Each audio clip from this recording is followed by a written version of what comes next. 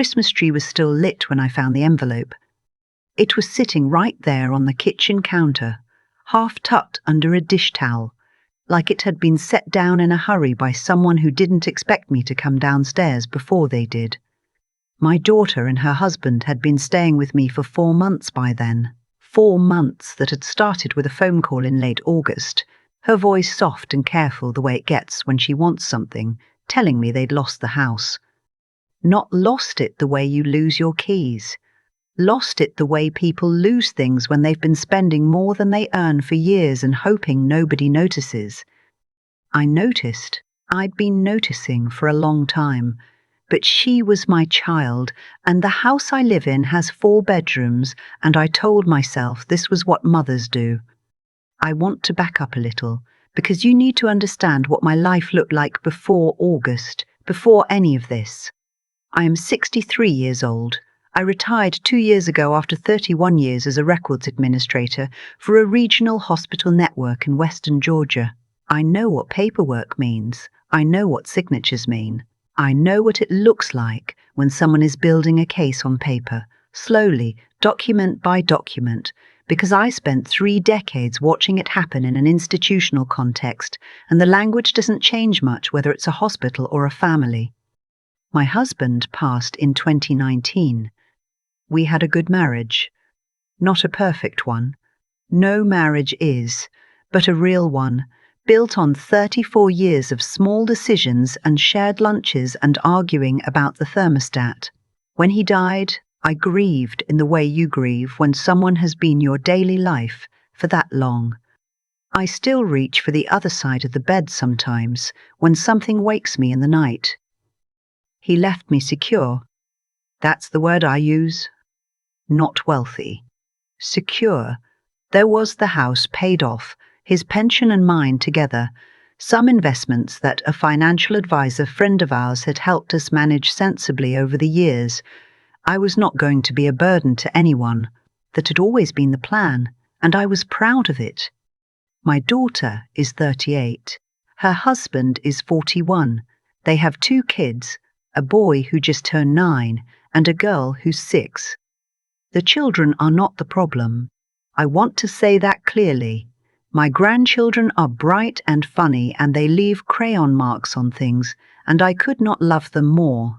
They are not the problem. When they moved in, I set out the ground rules the way I'd have set out anything else, quietly, plainly, without apology. My daughter and her husband would contribute to groceries. They would handle their own car insurance, their phone bills, their personal expenses. I would cover the utilities for the time being because the house was mine, and I'd been covering them anyway. This arrangement was temporary. We would revisit it in 90 days. My daughter said yes to everything I said. She always says yes. She learned early that yes is the fastest way to end a conversation. The first few weeks were fine, the way first weeks usually are, when everyone is on their best behavior and the awkwardness hasn't had time to settle into something harder. My son-in-law grilled on weekends. My daughter helped with dishes some evenings. The kids had the run of the backyard and came in smelling like grass. But things shift. They always do. By October, my son-in-law had stopped asking if he could help with anything and started just assuming. He started using my car on days his was in the shop. Not asking, telling me, in that tone that implies the decision has already been made. My daughter stopped cooking. She stopped a lot of things, gradually, the way water finds its way around rocks, slowly redirecting until the original course looks dry and strange. In November, I found a credit card statement on the printer. I think she'd forgotten it was there, with my name on it. My name. A card I didn't remember opening. The balance was $460, mostly restaurants, a spa day, a clothing purchase at a store I've never set foot in. I picked it up. I set it back down. I went to my room and sat on the edge of the bed and looked at the wall for a long time. I didn't say anything that night. I wanted to be sure of what I was looking at before I said anything, because I had worked with enough documents to know that assumptions made without evidence are the kind that backfire. So I made a note of the account number and I called the bank the next morning from the driveway in my car with the engine running. The card had been opened in my name in September, 3 weeks after they moved in. My daughter had added herself as an authorized user. The bank confirmed that she had called to open it, using information she had access to because she'd lived in my house for a month, and I had not thought to lock my filing cabinet. I cancelled the card. I told the bank I had not authorized it. I said I had reason to believe it had been opened fraudulently. The representative on the phone was patient and professional, and I kept my voice very even while we spoke. When I hung up, I sat in the driveway for another 10 minutes before I went back inside. Thanksgiving was 3 weeks later. My daughter wanted to host. That's the word she used. Host, as though it were her house and I were the guest. She ordered a catered spread from a restaurant 45 minutes away. Fancy, she said. Special. I did not ask who was paying for it. I found out on the day when my son-in-law mentioned offhandedly that they'd put it on the household account. There is no household account. There is my account, which I had apparently not locked down sufficiently, and which he had been given my debit card number for in September under the pretense of buying a new water filter for the kitchen. They had spent $380 on catered Thanksgiving food using my debit card without asking me. The table was beautiful. I'll give her that. She has always had an eye for things, my daughter. The way a room should look, which flowers go with which tablecloth. The kids had made paper turkeys that were taped to the wall. My son-in-law's brother and his girlfriend came over. People I'd met twice. My daughter introduced me to them in a tone I'd never heard her use with me before, a slightly impatient tone, the way you might introduce someone who is going to need explaining. I sat at my own table and ate food that I had paid for without knowing, at a dinner I had not planned, in a house that still had my late husband's woodworking tools in the garage. I smiled. I passed the rolls. I listened to my son-in-law hold court about interest rates and the job market and what he would do differently if he were running things. I watched my daughter laugh at something his brother said and thought about the way she used to sit in my lap when she was small and ask me to tell her stories about when I was a little girl. I helped clear the plates after. I kissed my grandchildren goodnight. I went upstairs at 8:30 and closed my door. 2 weeks later, on the Sunday before Christmas, I came downstairs at 6 in the morning, the way I always do. Coffee first, then the back porch if it's not too cold, just 15 minutes of quiet before the house starts moving. That's been my routine for years. My husband used to say I was the only person he knew who treated mourning like a private appointment. The envelope was on the counter. It was a standard business envelope, white, with the name of an attorney's office printed in the upper left corner. I recognized the firm. They're based in Macon. They handle estate work. I know this because I made some updates to my own will 2 years ago, and I had looked at several firms before choosing a different one. I should have put it down. I know that. It wasn't addressed to me, but it was sitting open on my kitchen counter at 6 in the morning, and my daughter and her husband were asleep upstairs in a room in my house, and I had spent the last 4 months learning that incuriosity is a luxury I could not afford. I read it. It was a preliminary consultation summary. My daughter had met with an attorney 6 days earlier, on a Tuesday, when I thought she was at a job interview. The summary outlined a discussion about guardianship and conservatorship. There was a section about the process for petitioning for financial conservatorship over a parent when there is believed to be a question of cognitive capacity. Cognitive capacity. I am 63 years old. I have never been diagnosed with any cognitive condition. I have never been confused or disoriented or unable to manage my affairs. I balance my own accounts. I maintain my own medical records. I managed a department of 14 people for the last 8 years of my career. The summary noted that the daughter had expressed concern about her mother's ability to manage a significant financial estate independently, and had inquired about the steps required to petition the court for limited conservatorship over financial assets. There was a handwritten note in the margin, my son-in-law's handwriting. I knew it from grocery lists, from notes on the refrigerator. It said, "Ask about timeline for holiday." I folded the letter. I put it back in the envelope. I set it back on the counter in the same position I'd found it. I made my coffee. I went out to the back porch and sat in my chair and looked at the yard. The grass was brown the way Georgia grass goes in December, dormant but not dead. There were tire tracks from where my son-in-law had driven across the lawn at some point, cutting a corner he didn't need to cut. The bird feeder my husband made was still hanging from the oak tree, the same one he'd put up the spring before he got sick. And I'd been refilling it every week since.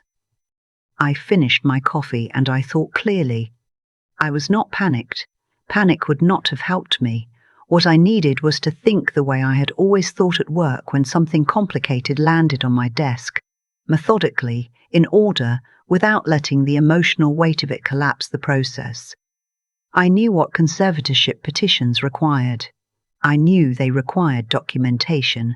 I knew they required a pattern of behavior suggesting impairment, and I knew that pattern had to come from somewhere. And I thought about the last 4 months, and I started to understand what I had been watching without knowing I was watching it. The credit card opened in my name, a record of confusion possibly. An older woman who opened a card and forgot. The debit card charges, spending she couldn't account for maybe. The way my son-in-law had mentioned, twice in passing conversation, that I sometimes seemed tired, seemed stressed. I had not thought anything of it at the time. I thought of it now. I went inside and I called my own attorney. It was a Sunday. I left a message and asked to be called first thing Monday. Then I called my doctor.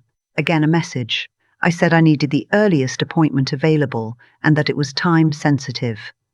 Then I sat down at my desk, the desk that has been in this house for 22 years. That was my husband's desk before it was mine, and I began to write down everything. Dates, dollar amounts, statements I could document. I wrote for 2 hours in my good handwriting, on yellow legal paper, the way I used to write case notes at work. When my daughter came downstairs at 8:30, I was in the kitchen making eggs. I asked her how she'd slept. She said fine. She poured herself coffee and stood at the counter looking at her phone. The envelope was gone. She'd picked it up at some point without saying anything, and so had I. We ate breakfast.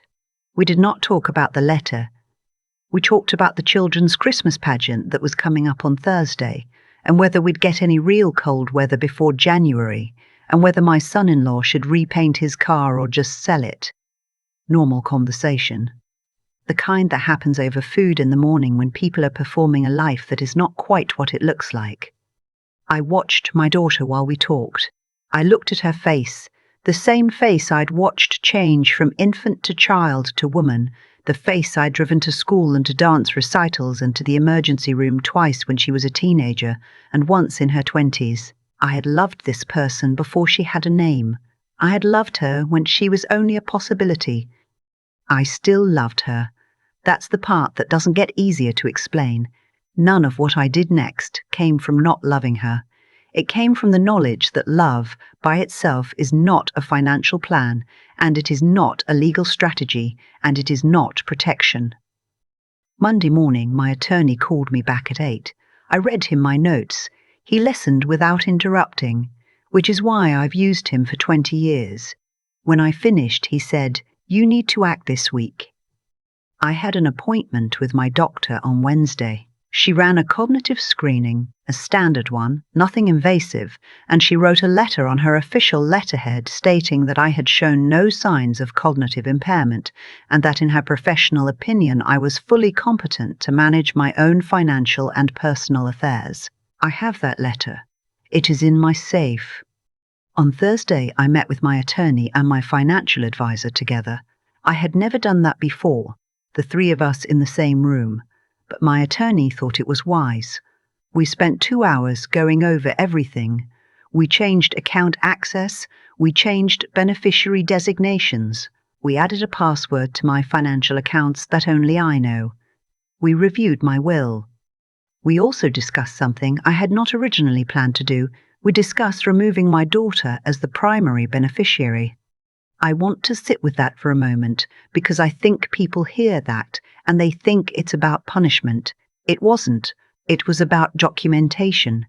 If she proceeded with a conservatorship petition, my attorney told me, the court would look very carefully at financial decisions I had made.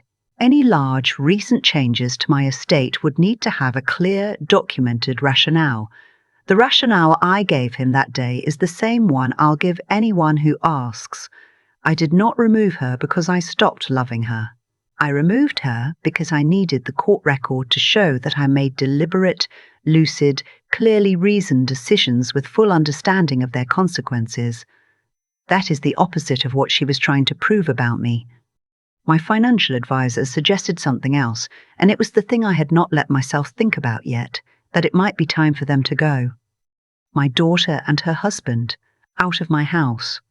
I had been carrying a version of this thought for weeks and setting it down every time. You don't ask your child to leave. You don't. That's the voice my mother would have used, and her mother before her. You hold the family together. You sacrifice. You wait. But I sat in that office on a Thursday morning in December, and I thought about a handwritten note in the margin of a legal document. Ask about timeline for holiday, and I understood that the family I was trying to hold together was not the same family I thought I was protecting. I gave them 30 days' notice. I wrote it down, like a letter, like a proper document, because that is the way I know how to do things.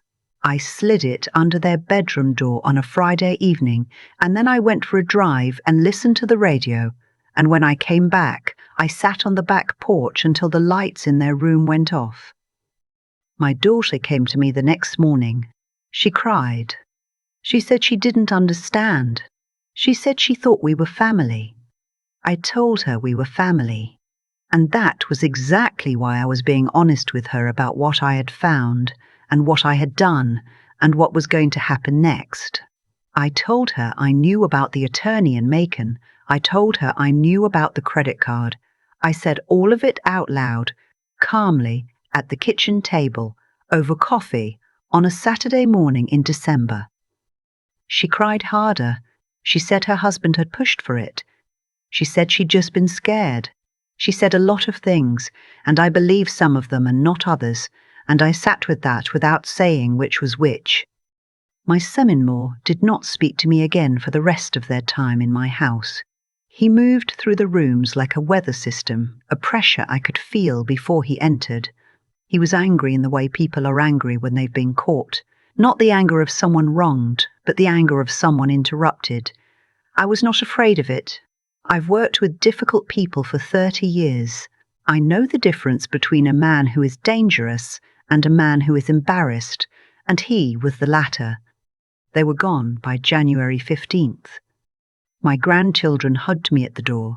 My grandson, the 9-year-old, held on a little longer than usual, and I squeezed the back of his jacket and told him I loved him and that we'd see each other soon. My granddaughter asked if she could take the stuffed rabbit that had been living in the spare room, the one I'd bought at a craft fair 3 years ago. I told her it was always hers. My daughter didn't hug me. She stood by the car and looked at the house for a moment, the way you look at a place you're not sure you'll see again, and then she got in. And her husband backed out of the driveway, and they were gone. I stood in the doorway until the car turned the corner. Then I went inside and I washed the breakfast dishes and I refilled the bird feeder, and I sat at my desk and paid my bills, all of them, everyone, on time and in the right amounts, the way I have always done. There are people who will read this and say I was too hard, that family is family, that I should have talked to her first, given her a chance, tried to understand, and I want to be honest. Maybe I could have done something differently.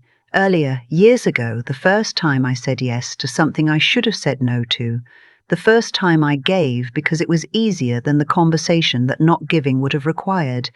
We teach people how to treat us. I know that. I knew it before this happened, and I know it differently now. But I also know this. I worked for 31 years. I managed my money carefully.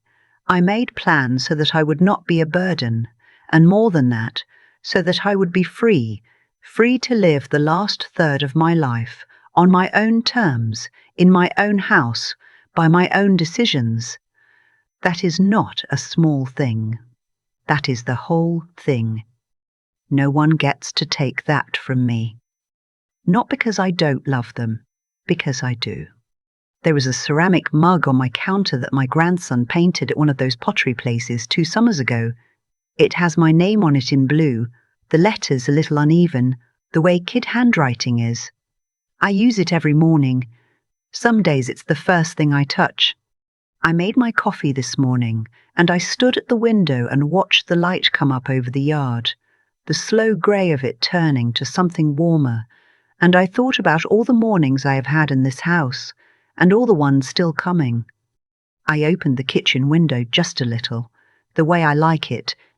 The morning came in anyway. I think about the morning I found that envelope a lot, not with anger anymore, that passed faster than I expected, but with a kind of quiet clarity, the way you feel after a fever finally breaks and you can see the room again. What happened in my house over those 4 months didn't come out of nowhere. I know that. When I look back honestly, I can trace it. The first time I said yes without meaning it, the first time I handed over a card number without asking why, the first time I explained away a red flag because addressing it felt harder than ignoring it. Every one of those moments was a small lesson I declined to take, and eventually the lesson arrived in an envelope on my kitchen counter at 6 in the morning, and I didn't have the option to look away. That's the part I want to sit with, because I think it matters. The world tends to arrange itself around what we allow. Not as punishment. I don't believe life works that simply, but as consequence. My daughter didn't wake up one morning and decide to become someone who would file papers against her own mother. It happened in steps, over years, because the steps were never interrupted. I gave when I should have held firm. I smoothed things over when I should have named them. I told myself I was being loving when sometimes I was just being tired. What pulled me through wasn't rage. It was something closer to precision. 31 years of managing records, of knowing that a document means exactly what it says, of understanding that clarity on paper protects people. That didn't leave me when I retired. It was there when I needed it. I knew how to read what I was looking at. I knew what to do next and in what order. That kind of knowledge, the slow-built, unglamorous kind, doesn't announce itself, but it shows up. And then there was the harder part, choosing to act even when it cost me something I loved.